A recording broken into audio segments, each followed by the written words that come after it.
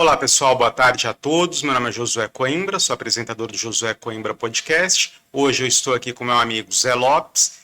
Ele vai contar um pouquinho para nós sobre a trajetória dele, sobre o trabalho dele, sobre o que ele faz e como ele chegou nesse caminho. Zé, se apresente um pouquinho. Olá pessoal, tudo bem? Primeiramente gostaria de agradecer você, Josué, você, toda a equipe aí e a infraestrutura do pessoal. Primeira vez que eu estou participando de um podcast, galera, então desde já quero me desculpar aí por qualquer coisa, mas vamos lá.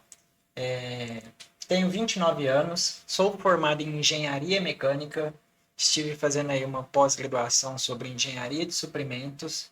Trabalho com educação financeira, que é um pouco do que vamos decorrer aqui, e o que está pedindo extremamente urgência dentro do nosso país. E acredito que seja isso daí que eu posso compartilhar com o pessoal de antemão. Educação financeira é uma pauta muito complexa, né? Porque quando você para pensar, você tem inúmeras pessoas falando que gostam de educação financeira, que se interessam pelo tema, e você já deve ter reparado isso no teu dia a dia, que quando você leva o teu curso, quando você leva uma palestra em alguma empresa, em alguma instituição, qual que é a primeira reação? É aquela coisa calma. Não sei se você já sentiu isso. Então, o que eu começo a pensar? Muita gente quer. Mas só que quando você. Ou muita gente fala que deseja e que gosta. Mas quando você chega para levar a pauta de fato para o dia a dia, existe um calma. Exatamente. Isso daí vem muito de encontro, Josué, com o que a Natália Arcuri comenta, que é a questão da dinheirofobia. E o porquê que existe esse dinheirofobia? Poxa, vivemos numa sociedade capitalista desde realmente que o mundo é mundo. O dinheiro existe desde os primórdios. Aí a pergunta é, o porquê que as pessoas têm medo, têm vergonha ou se sentem acanhadas por falar sobre dinheiro? Então, acredito ainda que a gente tem que fazer um trabalho, mesmo que seja formiguinha, de cada educador financeiro que vem aparecendo aí no país, de todo mundo, quanto mais pessoas tiverem para a gente estar falando sobre isso, nós agradecemos, porque ainda tem um vasto campo para a gente tratar, para a gente estar trabalhando e percebemos que as pessoas realmente têm medo de falar sobre algo que deveria ser tão natural e principalmente necessário. Eu acho que falar que dinheiro é uma necessidade, às vezes as pessoas assustam. Mas o que fazemos sem dinheiro, principalmente na sociedade que vivemos hoje em dia? Inclusive, na minha avaliação, ele compra a felicidade, né? Eu mesmo faria essa pergunta para você, por exemplo. Eu comecei a fazer alguns conteúdos com entrevistas e uma das perguntas é: para você, dinheiro traz felicidade? Eu acho que traz. Eu não acho, tenho certeza que o dinheiro traz felicidade. Porque imagina, você viajou do interior até São Paulo para a gente conversar, para a gente estar aqui conversando hoje. Acredito que você está feliz, que você está contente, você conheceu a cidade de São Paulo, já veio aqui outras vezes, Sim. mas sabe, passou um dia gostoso, uma tarde boa. Não foi bom para você? A experiência por trás disso que o dinheiro pôde proporcionar foi o que está fazendo eu crescer cada vez mais. Ele comprou ou não comprou? Certamente, porque sem dinheiro eu não conseguiria nem sair da minha casa. Você entende? Então, Exatamente. é preciso parar com essa hipocrisia de que o dinheiro não traz felicidade, dinheiro não compra. Compra amizade, óbvio, compra amizade, compra tudo. Ele é a principal ferramenta que faz os links na nossa vida. Porque quando você não tem dinheiro, você fica sem acesso. E eu não estou falando para você que você vai comprar uma Ferrari ou uma Lamborghini.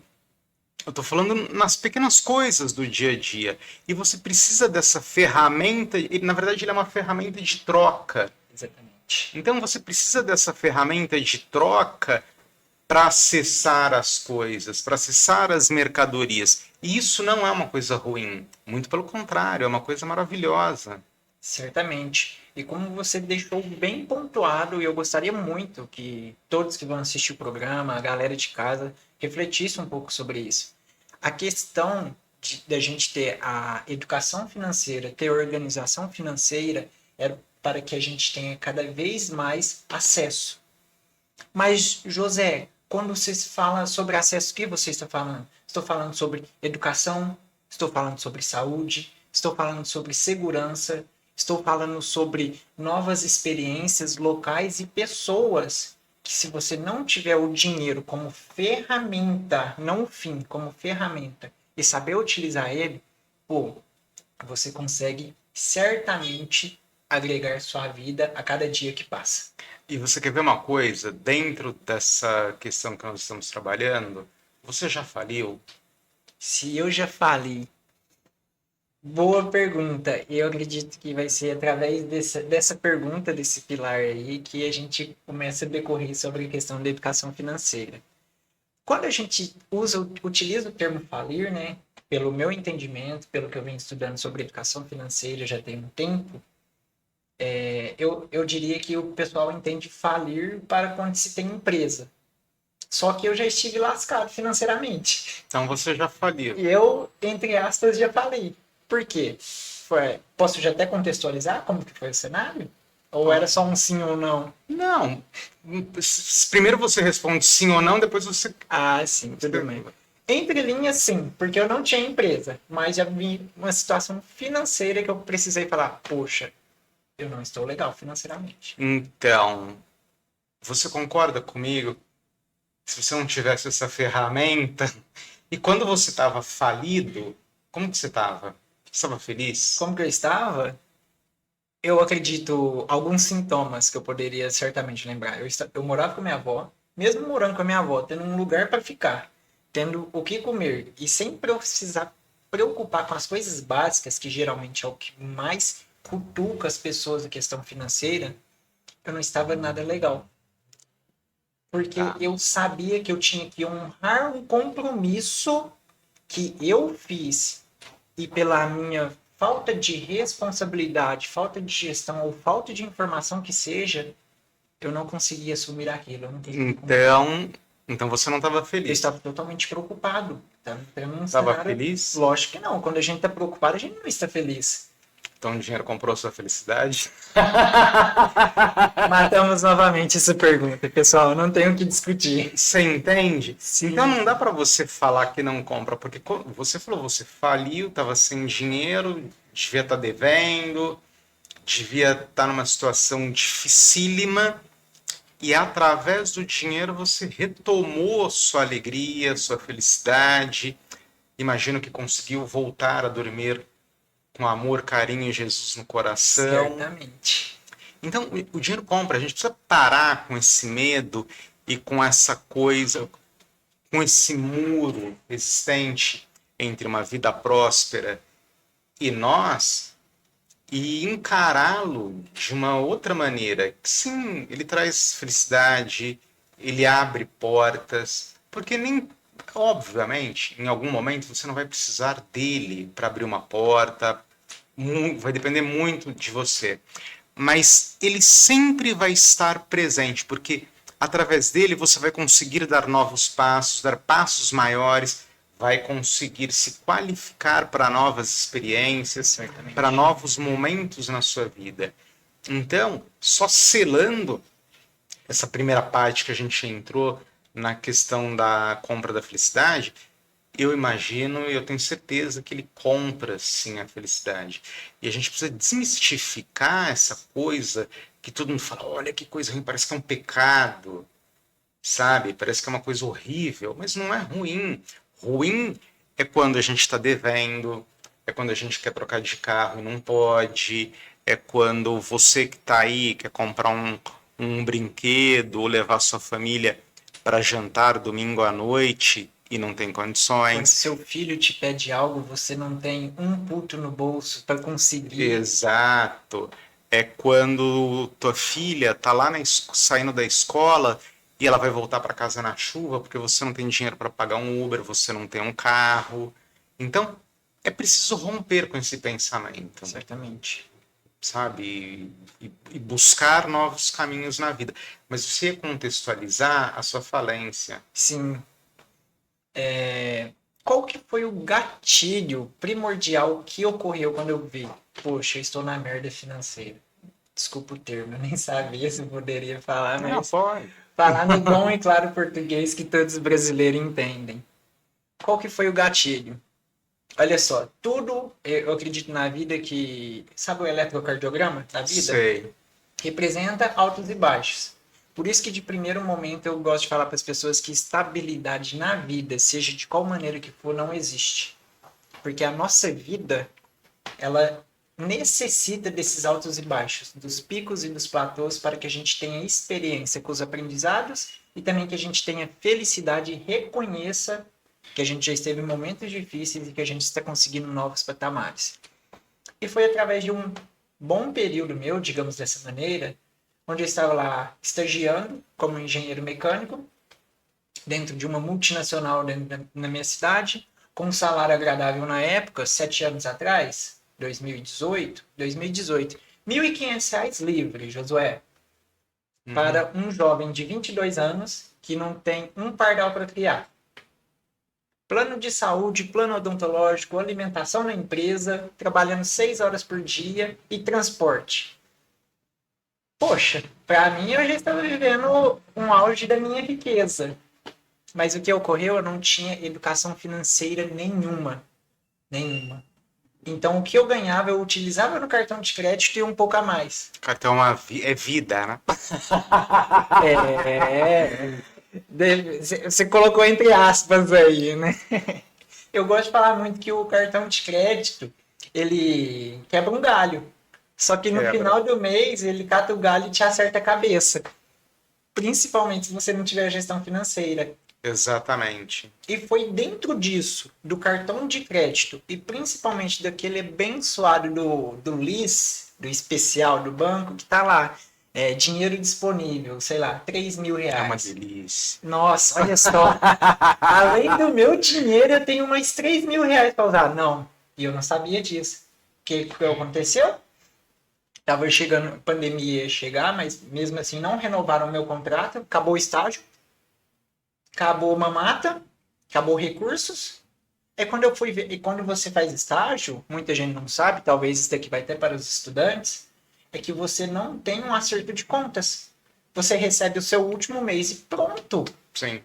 É que ocorreu, eu tinha que pagar meu cartão de crédito, eu devia o especial do banco e tinha mais algumas outras continhas na cidade. Em torno de R$ 5.000 que eu fui ver. Para quem Poxa, estava com 1.500, mas mesmo que você estivesse trabalhando, você não ia saldar sua dívida. só que eu estava viciado no quê?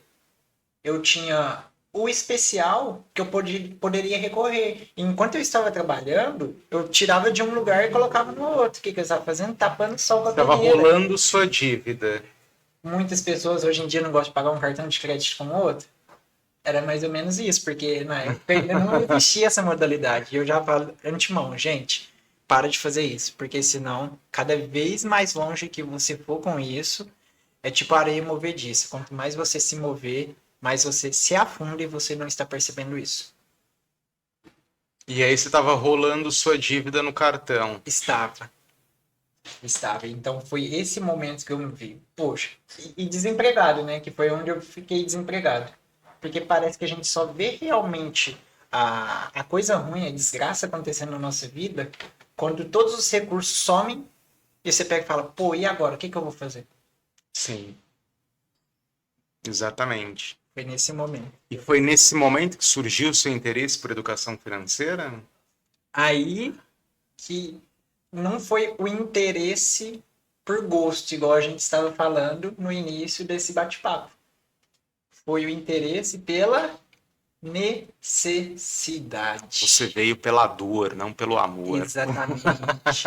E sabe o que me assusta muito hoje em dia de ver os brasileiros, até os meus mentorados, as pessoas que eu converso? Quando a gente tenta ainda transmitir a palavra, tenta rechaçar um pouco isso, parece que não, parece que o brasileiro em si gosta de ser moldado, gosta de ser forjado na dor. Por mais que a gente envia com amor e tenta evitar esse colapso antes, não, a pessoa parece que gosta de pagar para ver. Mas você sabe que existe uma coisa interessante. O Brasil, ele é um país tecnicamente empreendedor. Se você sair na rua agora, você vai encontrar um camelô, você vai encontrar o cara do boteco na esquina, você vai encontrar o rapaz que está no Uber, o cara que está no táxi, o cara da venda. Muitas pessoas, elas começam a empreender por necessidade. Seria algo mais ou menos igual ao teu caso. A pessoa está trabalhando, tem um salário bacana, de repente ela é demitida, por algum motivo que seja. E aí ela tenta voltar ao mercado de trabalho, só que ela não encontra trabalho. Então qual que é a saída dela? Vou abrir uma barraca, vou fazer uma barraca na rua. Vou fazer um Uber. E aí, em alguns casos, dá muito certo, porque o cara começa numa barraca, vai para uma loja e ele começa a crescer. Só que, na grande maioria, as pessoas ainda, mesmo sendo empreendedoras, elas ainda não têm algumas noções de como elas vão fazer a gestão daquele negócio. Então, a pessoa vê que ao longo do mês ela faturou, sei lá, 4.000. Então, ela imagina que ela realmente ganhou aqueles 4.000. Só que não necessariamente ela ganhou os 4.000, porque ali a gente tá, se a gente pegar uma pessoa que está vendendo, vamos colocar um exemplo, vendendo café da manhã na rua, Certo? ela tá, ela tá tendo gasto todo dia para ir e voltar para o ponto, ela precisa comprar café, pão, leite, açúcar, bolo, ovos, farinha de trigo, fermento, é uma compra enorme que ela está fazendo todo dia. Sim. E qual que é o lucro disso? Belo exemplo que você comentou. Muitas vezes eles não fizeram essa conta. Exato. Exato. E o que me assusta também um pouco disso, e o que acho legal você ter comentado, porque realmente essa é a realidade de vários brasileiros. E uma das coisas que eu brigo, puxo a orelha dos meus mentorados é o seguinte, porque a maioria dos meus mentorados são empreendedores. E os que não são, eu cutuco para que eles virem, porque se realmente a situação financeira da sua educação você não consegue estabilizar isso, eu pego e falo, de alguma maneira você precisa fazer renda extra. Só que aí vem essa grande incógnita que você comentou, que muitas pessoas vêm por necessidade e não entendem dos custos. Então, quando se é empreendedor e realmente poder avaliar isso, existe aqui um grande conflito que eu falo, porque como você veio ser empreendedor por necessidade, você de primeiro momento você não vai separar a sua vida PF pela sua vida PJ. Exato. E é aqui que está o grande perigo. Em vários momentos, aí, qual que é o trabalho que tem que começar a fazer? Poxa, se a gente for começar a ver, então, quais são as suas despesas fixas? Aí a primeira coisa que eu falo pro pessoal é o seguinte, despesas fixas eu classifico principalmente como duas vertentes. Algo necessário e algo cíclico. Ou seja, que é algo recorrente todo mês. Então vamos dar exemplo. Água, luz, aluguel, internet, às vezes um plano de saúde que seja, e vai indo, das mais variáveis que tem, certo? O que ocorre? A pessoa tem as despesas fixas dela pessoal e começa a ter as despesas fixas, às vezes, também do CNPJ, só que às vezes ela não percebe isso. E o que é mais doido, se ela não tem uma base de quanto que é a sua despesa fixa, ela está realmente em um mar velejando sem saber para onde ela vai. Sim. E o que é mais impactante, sabe o que é? Que eu falo para todos os meus alunos e demonstro que as despesas fixas é apenas um norte. Porque o grande buraco mesmo está nas despesas variáveis. Que vem através desse pensamento que você comentou. Poxa, vendi o café na rua e tudo mais e tal. Faturei 4.000 esse mês. Olha, sensacional. Só que a pessoa às vezes esqueceu que tem o aluguel, tem as despesas de casa e tudo mais, só aí vão um pouco, vai uns 1.500. Aí você reforçou bem. Tem o transporte, tem a matéria-prima e vamos colocar só até aqui. Sei lá, mais uns 1.500. Sobrou R$ 1.000. Só que quando a gente vai avaliar tecnicamente mesmo, a pessoa praticamente ficou com quase nada, porque além das despesas variáveis estar super alto, por exemplo, ela não se pagou. Ou seja, cadê o custo operacional da mão de obra dela? Então é isso que eu tenho que mostrar Sim, para os meus e o cara alunos. precisa, quando ele vai fazer isso, ele precisa entender qual é o meu custo fixo para fazer o café da manhã. Mas aí, quando eu falo vou fazer o café da manhã, é assim, o Zé vai tomar um café da manhã aqui no meu espaço, na minha barraca. A gente tá pegando no basicão, no cara que fica na porta do metrô. Certo. Então, quanto que eu gasto para ele tomar um café com leite e comer um bolo? Eu não sei quanto custa, deve ter uns 4, 5 reais. Vamos colocar 5 reais. O meu custo, qual que é? É um real? É dois? É três? É seis? Quanto que é a fatia de bolo? Exato, porque aí eu vou saber qual é o valor da fatia de bolo e qual é o valor da minha xícara de café. Sabendo isso, eu vou saber qual que é o mínimo necessário que eu preciso vender para sair no 0 a 0. Exato. Ótimo, saí no 0 a 0, não ganhei, mas também não perdi. Tá ok. Agora eu preciso criar estratégias para começar a ter o meu lucro. Aí o que eu vou fazer? Eu preciso aumentar a quantidade, eu preciso aumentar o valor do meu produto, eu preciso ter um diferencial para o mercado aceitar essa variação no meu preço. Só que a galera não entende isso. Não. E você já deve ter atendido também. Eu não trabalho nesse mercado, né, de atender as pessoas, de consultoria como você, mas de vez em quando, pelo fato de ser economista, algum amigo vem pedir ajuda. E eu acho que você já deve ter passado por isso. Eu já conversei com pessoas que elas ganhavam muito bem, mas muito, muito, muito, muito bem mesmo. E aí o cara vira o José, meu, cara, eu tô sem dinheiro, cara, eu tô zerado. Eu falei, meu, mas zerado como? Zerado. Só que o que acontece? Porque a pessoa tinha um trabalho que ganhava muito bem, além desse trabalho, ela tinha mais duas empresas. E aí, como funcionava tudo isso? Era tudo numa conta. Então, meu, vamos pegar a família para tomar sorvete. Oh, vamos embora. Puf, passa o cartão. Dia de pagar funcionário, faz os depósitos. Precisa comprar insumos, sai daqui. E aí ele não sabia da onde vinha, para onde ia. E a gente sentou, conversou. E o que ele precisava, na verdade? Organização. Exato. Ele não precisou arrumar uma renda extra, não precisou tomar um crédito. Organização. Você já atendeu pessoas assim? Cara, você comentando isso daí veio na minha mente agora que, inclusive, o meu passo inicial com a educação financeira foi uma semântica parecida com essa. Eu estou atuando diretamente como consultor financeiro mesmo, como a parte de mentoria em educação financeira, já tem 2 anos e meio, certo? Porque antes eu falava de investimento e as pessoas me procuravam questão de investimento, só que eu via que, na verdade, eles queriam fazer dinheiro rápido para tentar organizar a vida.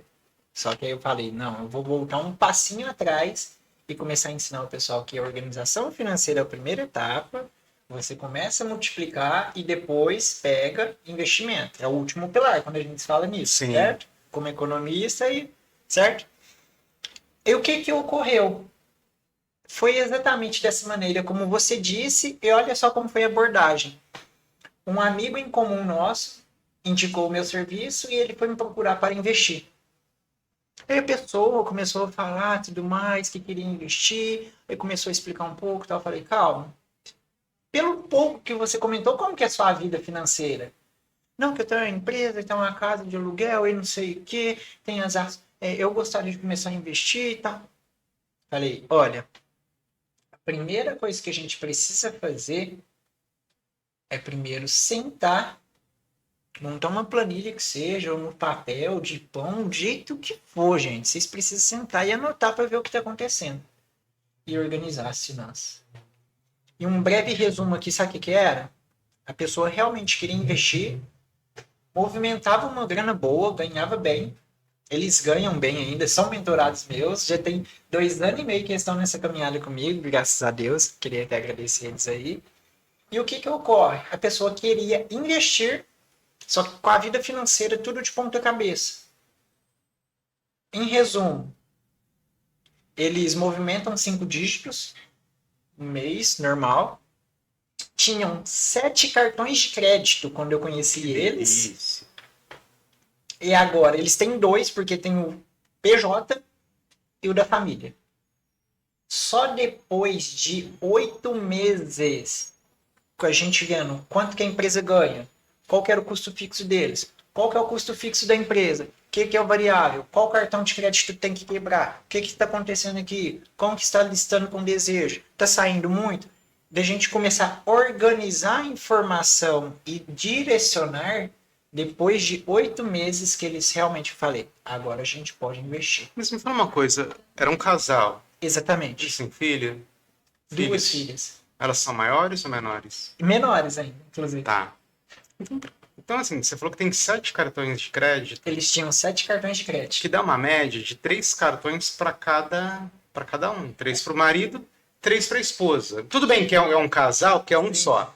Mas se você dividir, você é matemática, você é engenheiro, eu sou economista, a gente gosta de fazer a conta. Sim. Então, o que acontece? Qual a lógica de você ter 7 cartões? Você teve essa curiosidade? Assim, pelo que eu venho estudando agora e tenho trabalhado. Não, para eles. Você pra perguntou para eles? eles qual era a lógica? Eles simplesmente tinham, porque isso é muito da cultura do brasileiro, viu? Quanto mais cartões de crédito você tem, parece que você tem mais status. É sério, eu duvido você perguntar, principalmente tipo para alguém da família ou alguém mais próximo e tal, se não tem pelo menos 2 a 3 cartões de crédito. Você sabe por quê? Porque assim, eu já acho um absurdo você ter que fazer a gestão de um. E eu não estou nem falando sobre gasto, etc. Eu estou falando a gestão mesmo. Você tem um cartão. Porque aí você tem que comprar, você tem que saber o cartão. Sabe aquela coisa? Imagina que você tem 3 cartões. Aí, como é que você vai saber se você comprou no cartão A, B ou C? Sabe aquela loucura? Ah, isso eu compro aqui, isso eu compro ali, não sei o que. Aí você pode até falar assim, não, mas José, se eu tenho 20 mil em cada cartão, eu tenho um total de 60 mil. Mas só que aí, se você tem 20 mil em cada cartão, você pode trabalhar politicamente em um cartão e elevar o seu limite só naquele cartão. Exato. Porque aí o que acontece? Se você centraliza seu gasto, sua dívida em um só, é o que eu penso. E a sua vida fica mais fácil. Porque você imagina, você está lá na frente da loja para pagar uma conta, assim, meu, qual cartão que eu vou usar? E aí eu não sei se... Eu gosto dessa coisa de ser mais prático, né, meu? Já pega, paga e acabou. E aí eu já sei que eu estou gastando aqui. Porque senão você pulveriza tudo, vira uma bagunça e você acaba se perdendo. Exato. Cara, mas assim, eu não cheguei a perguntar para ele. E toda essa questão aí, desde quando eu comecei a estudar educação financeira e fui analisando um pouco mais firme, eu gostaria que até mais educadores financeiros falassem isso nos seus conteúdos, é que é totalmente uma questão comportamental e psicológica. Sim, e parece que nos Estados Unidos também a galera tem em média 5 cartões. Eu fico pensando, mas por que você tem 5 cartões? E aí, assim, independente, é o cara que é rico, o cara que é pobre, todo mundo tem mais de um cartão. Eu não consigo ter mais de um. E assim, eu não tô falando de dinheiro, eu tô falando assim, é fazer a gestão. Porque eu fico pensando, eu tenho tanta coisa para me preocupar, e eu vou ter que ficar preocupado com quanto eu estou gastando no cartão A, se vai estourar o C, o limite do B. Meu, deixa tudo em um só. Só que aí que está a questão principal. Pela questão comportamental e principalmente pela falta de informação da organização financeira, o que que ocorre? Vem as comprinhas parceladas. Aí a gente está falando aqui de uma grande maioria dos brasileiros, Mas aí você está justificando mais de um cartão. Exatamente. O porquê a pessoa vai ter mais de um cartão de crédito? Porque às vezes ela comprou o iPhone dela parcelado em 15 vezes ou 24 vezes que o Magazine Luiza proporciona Aí aí, você joga no cartão C. e você já gastou todo o limite daquele cartão. Porém, são pequenas parcelinhas de R$ 250. Que se a gente pegar isso daí, dentro de um salário mínimo, a gente está falando que em torno de 20% salário mínimo, 15%, R$ 250, mas é uma parcelinha. Mas que você fez, estourou todo o limite de um cartão. Poxa, mas eu não posso ficar sem me alimentar. Aí você joga no cartão B. É porque hoje em dia as pessoas que elas fazem, elas vão no mercado, não é mais igual há 20 anos atrás que eu vivi muito com a minha avó e com a minha mãe. Hoje em dia, até o mercado a gente passa no cartão para pagar daqui a 30 dias. Só que a gente já não tem mais limite naquele primeiro cartão, então a gente utiliza o outro.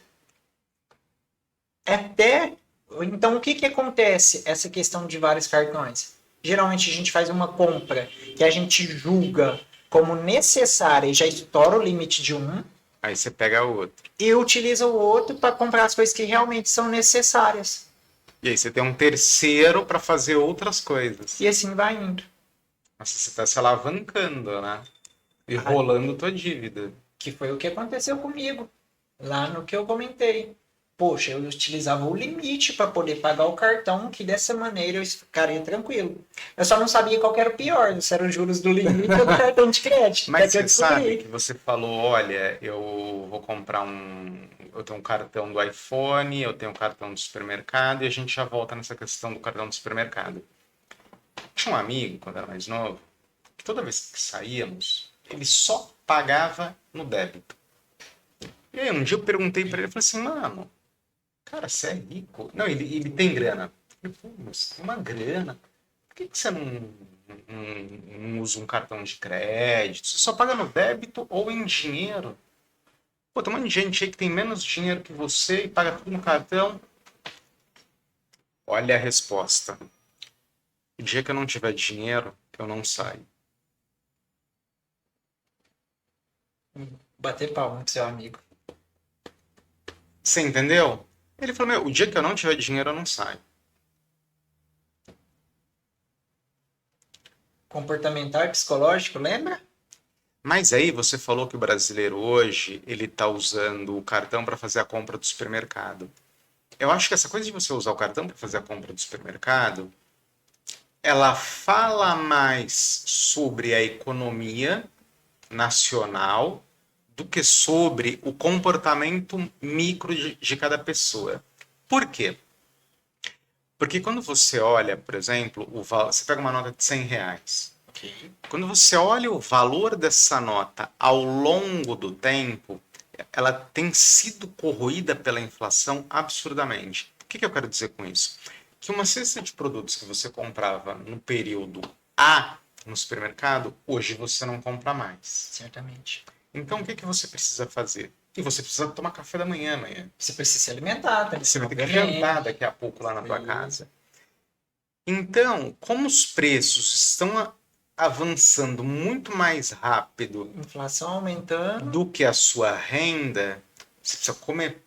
Exato. Então, infelizmente, e você pega um país que tem uma renda média muito baixa, a maior parte da população tem aí uma renda de em torno de 3 mil e poucos reais, segundo o IBGE. Então, 3 mil e poucos reais para uma família é muito baixo. Enxuto. Enxuto, a pessoa não consegue, é o quê? É um aluguel, água, luz. Internet, escola de menino. Não dá nem para escola com 3 mil. Não dá para nada. Então, o que acontece? Infelizmente, as pessoas têm que ter essa... E aí eu entendo essa coisa de você fazer o supermercado no cartão, mas é muito em função dessa questão da perda do poder aquisitivo da população. Certamente. Concordo. Eu gosto também de ressaltar outros fatores aqui. Não tiro uma vírgula do que você disse, principalmente desde o Plano Real 94, né? 94. Até agora.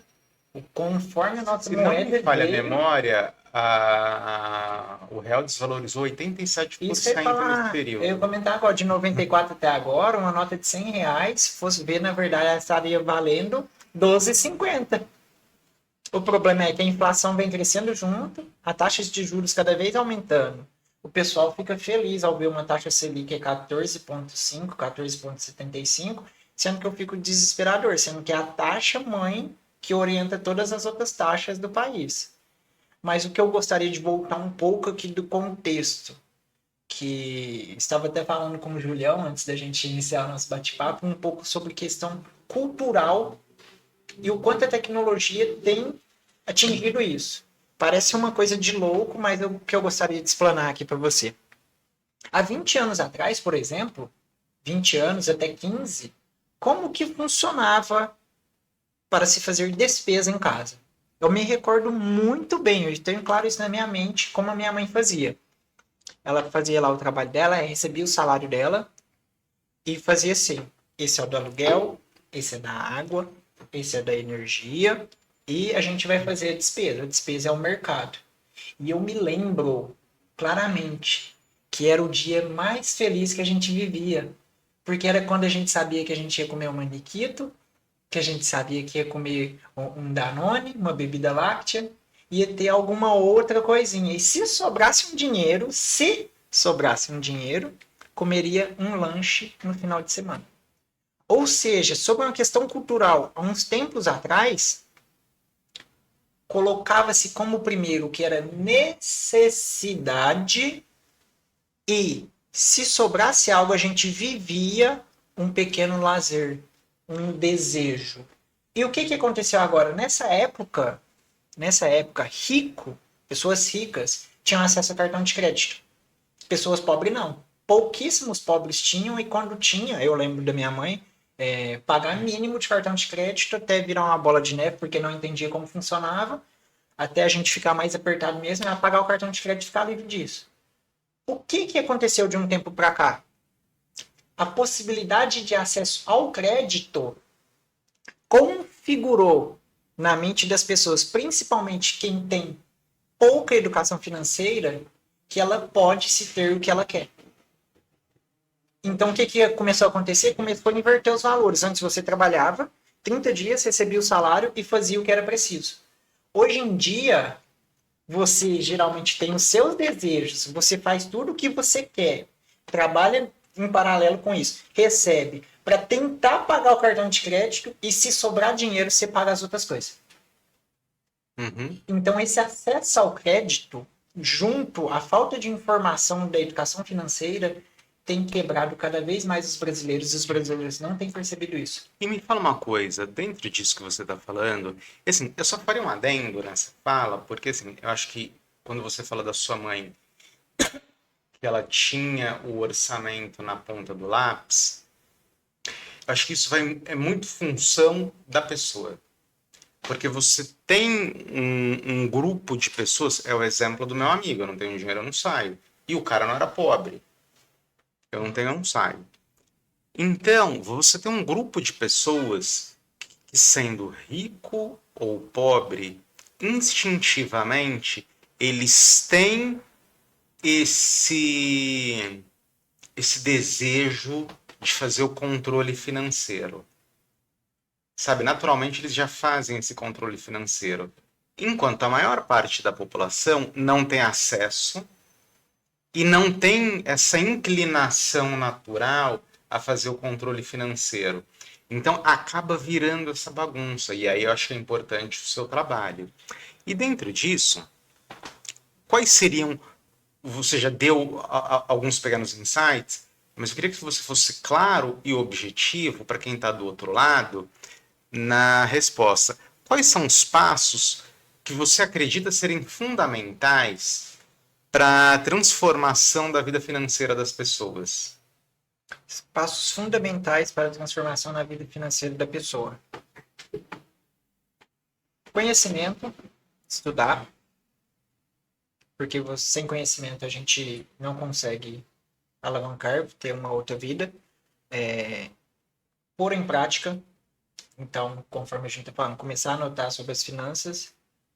Terceiro, planejar. Planejar, a gente fala ter metas. Planejamento é tudo, né? Por quê? Eu gosto de falar muito que é um bote com dois remos. Conhecimento e prática. De nada adianta eu só ler sobre educação financeira e ficar remando com uma coisa daqui. Vou ficar tocando em volta. E de nada adianta eu ficar colocando em prática se eu não tiver conhecimento para ajustar.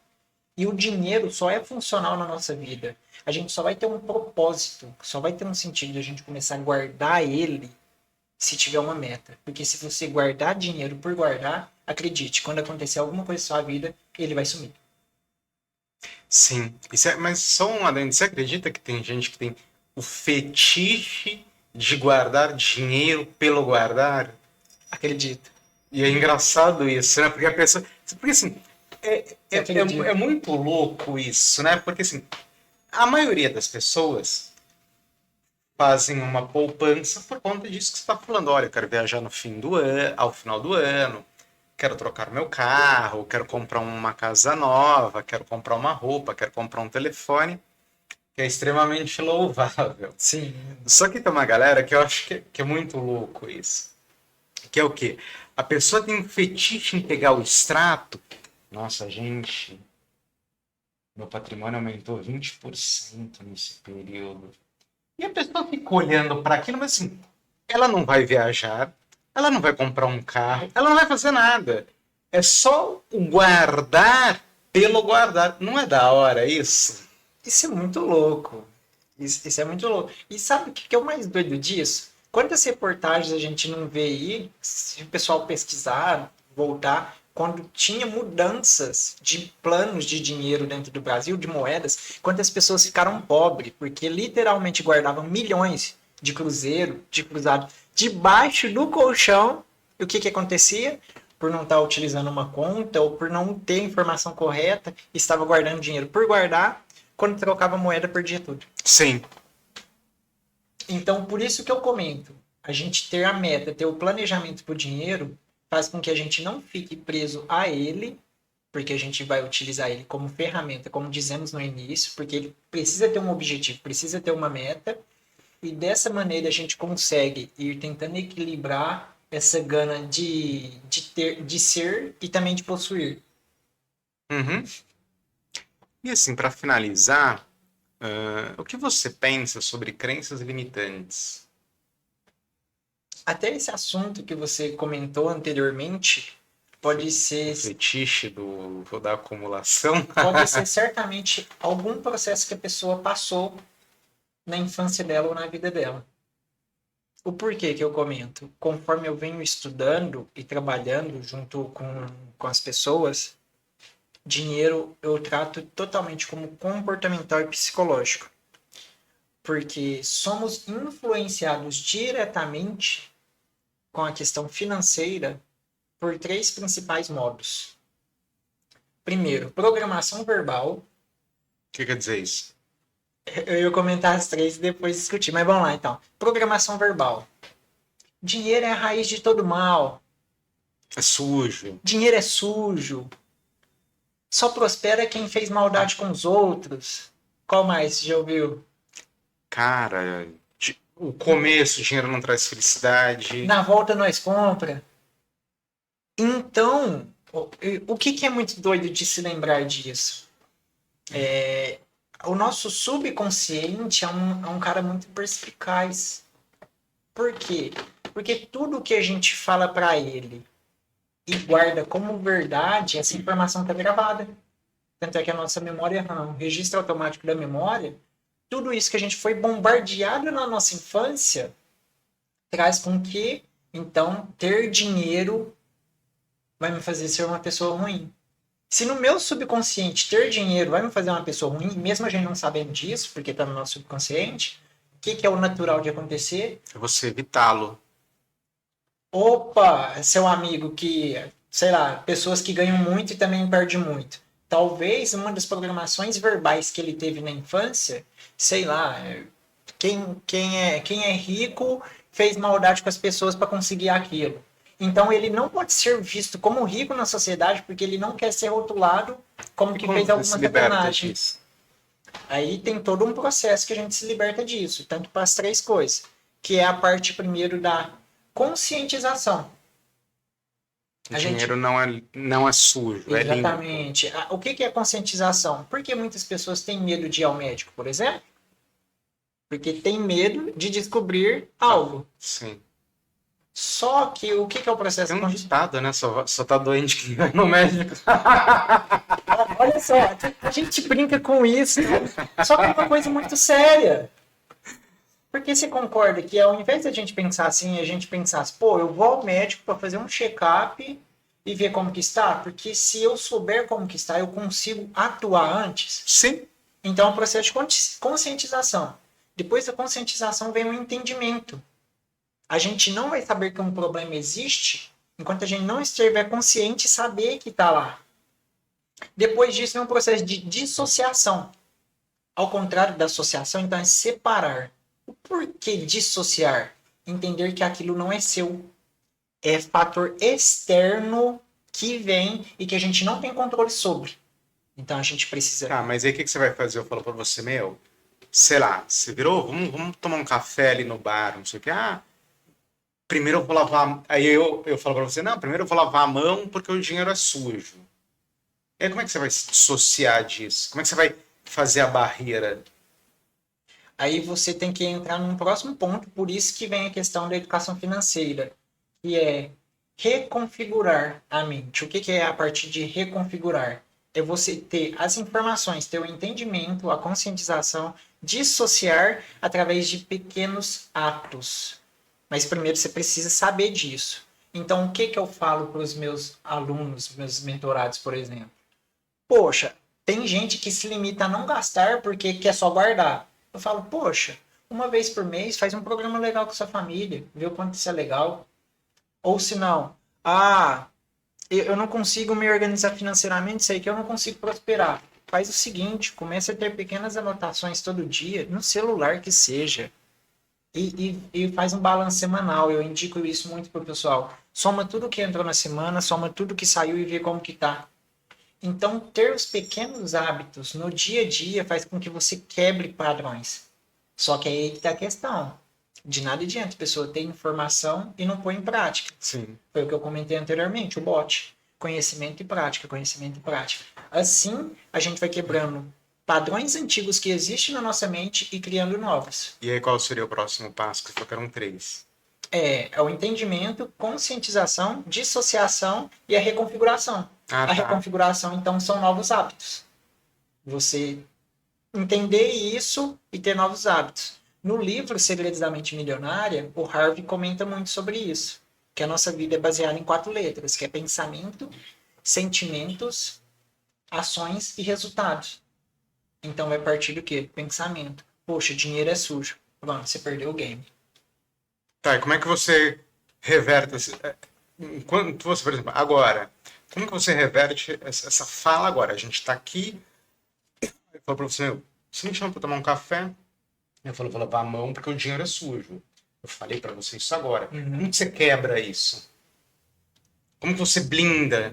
Eu poderia dar outro exemplo? O Pode. que ocorre muito, que eu vejo as pessoas fazendo, a gente vai tomar um café, e você poderia muito bem falar assim, cara, eu não vou porque eu não tenho dinheiro para isso. Eu falei pra você. Isso. Tá. Não, Josué. Você, vocês têm outras prioridades financeiras no momento. Uhum.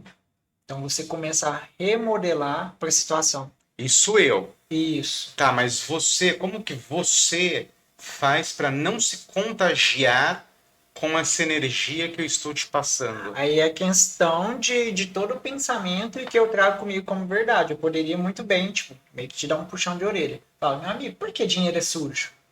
Entra a questão do autoquestionamento. Vamos até fazer essa dinâmica. Por que dinheiro é sujo?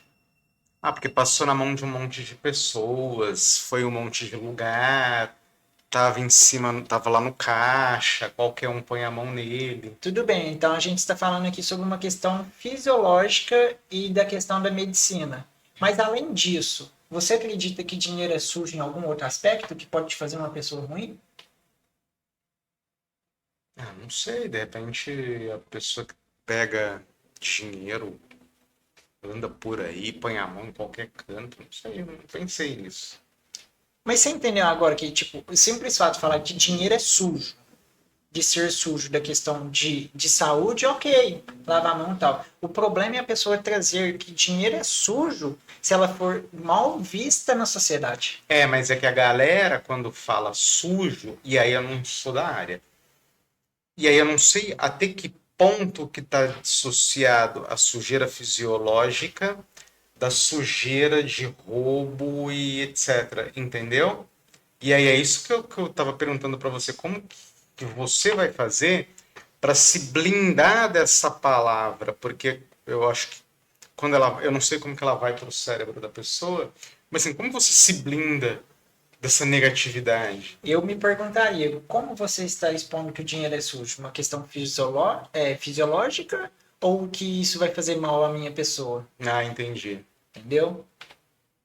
Porque lembra da questão cultural que a gente falou até de 20 anos atrás? Hoje em dia é raro ver quem tem 10 reais no bolso. Uhum.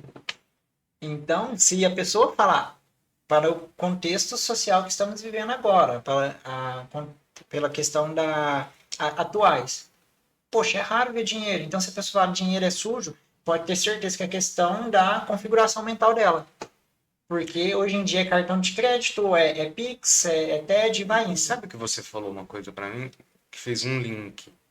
Eu lembro que uns anos atrás, olha a loucura que eu vi, acho que foi até na TV, uma pessoa falando que se você aproximasse o telefone da máquina de débito, você não precisaria pôr a mão no cartão que possivelmente estaria sujo.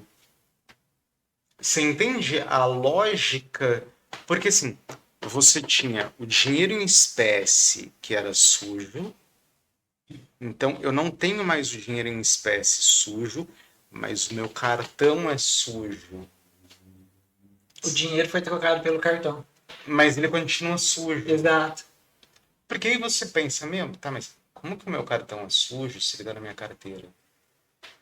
Que tá no meu bolso, só eu pego nele. Então, se o meu cartão é sujo, eu sou sujo. É uma crença Mas enraizada muito forte. você entende? Porque Sim, assim, se o seu cartão é sujo, você é sujo. Porque quem tá pegando nele? eu. E ele tá sujo. Exato. Então, você é sujo. Não. Não, não. Nesse contexto, eu entendi. Você entendeu a lógica do Sim, negócio? sim, entendi. Que isso é uma coisa que está dentro das pessoas. E aí a pessoa justificava a aproximação do seu telefone na máquina. E eu fiquei pensando, gente, mas se o cartão é sujo, a pessoa é suja. Que aí eu fiz esse link todo agora que você está falando. Porque você só transferiu o seu problema. Porque provavelmente você tem um problema com o dinheiro. Você tirou o problema dele em espécie e colocou no cartão. E hoje, provavelmente, em algum momento, o cara vai jogar essa coisa pro telefone. Telefone. Total. Então, talvez o problema não seja o outro. O problema sou eu. Exatamente. É o nível de consciência que a gente tem. Quais são os principais problemas que se passam da pessoa até chegar naquele nível da reconfiguração? Conscientização, entendimento, dissociação e reconfiguração. Primeiro, as pessoas quando têm problema, ela é uma pessoa inconsciente do problema.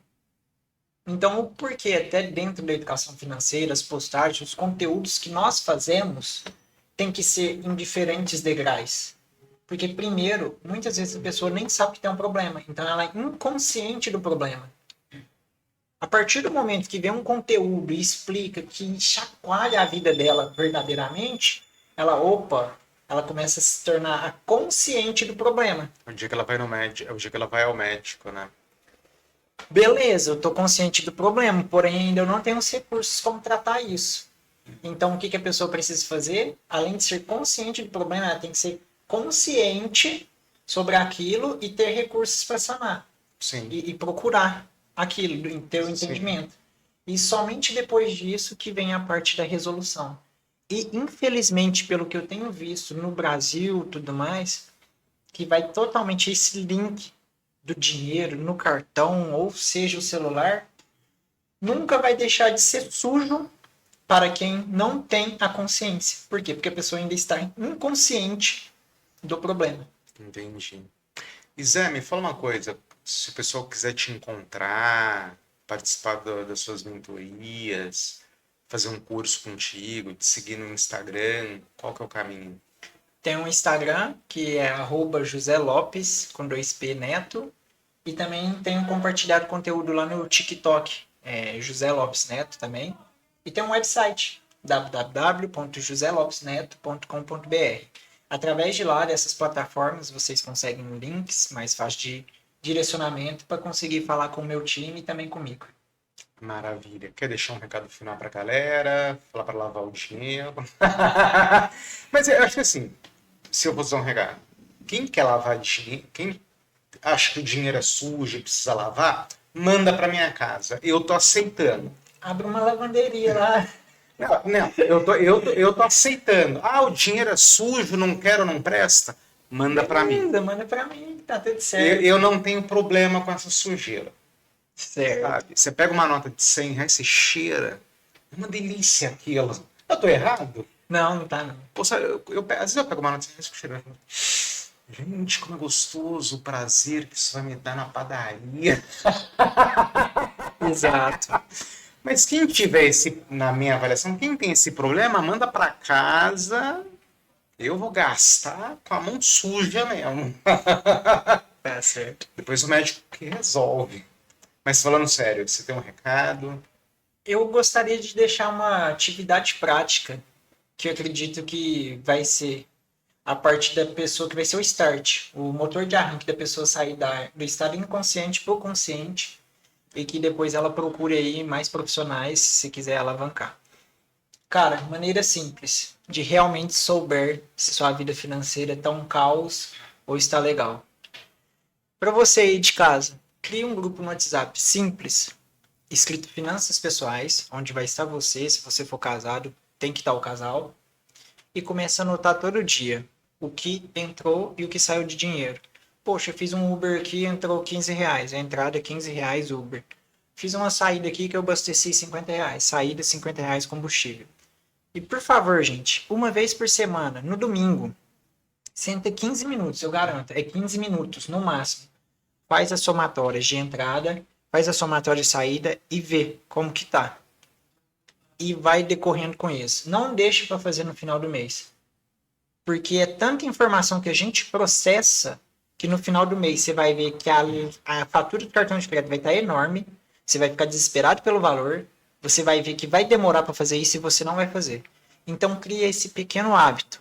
Faça isso todo dia. E eu já estou falando pelo celular porque a gente está com esse trem na mão toda hora. Então não tem desculpa. Faça que certamente a sua vida financeira vai começar a mudar a partir daí, esse pequeno hábito. Sim, e eu acho que a partir desse hábito semanal, você vai conseguir cortar aquele cafezinho de 5 reais que você toma todo dia sem necessidade, que já é 5, 7, 35 na semana. 35 na semana vai dar uns 140 no A mês. pessoa começa a avaliar realmente com o que ela está gastando. Sabia que eu tive uma mentorada que no primeiro mês a gente descobriu que ela gastou quase 450 reais em açaí, Você toma todo dia? praticamente todo dia. O que, que era o pico? Ansiedade, açaí. Ansiedade, açaí, ansiedade, açaí. Então, nesse mapeamento simples que eu estou passando para o pessoal, de anotar todo dia e começar a ver na semana, poxa, por que, que eu estou gastando tanto com cigarro? Poxa, por que eu estou gastando tanto com bebida? Poxa, por que eu estou gastando tanto com açaí?